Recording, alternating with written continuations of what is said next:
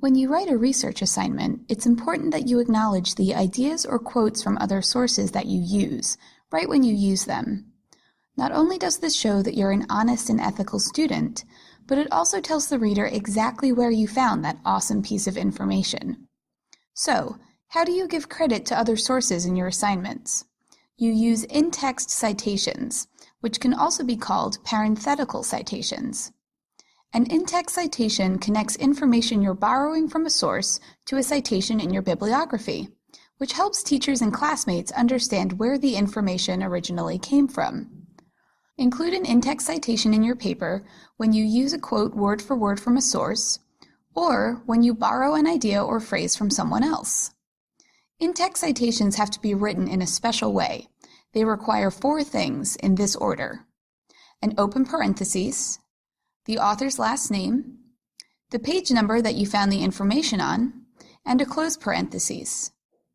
In-text citations are placed inside the sentence, so make sure that the period is outside of the parentheses. If you are using a source word for word in your paper, you need to put quotation marks around it. This is called a direct quote. Let's say that I found a sentence on page 20 of The Giver by Lois Lowry that explains an important part of the story. If I take all or even just part of the sentence word for word and put it in my paper, I would need to include quotations around it and add an in-text citation, like this. Let's say you want to explain something that happened in The Giver, but you explain it in your own words instead of taking it straight out of the book. This is called a paraphrase, and while you don't need to include quotation marks, you still need to include an in-text citation. This will give credit to Lois Lowry's writing and let your teacher or classmates know where the event happened in the book.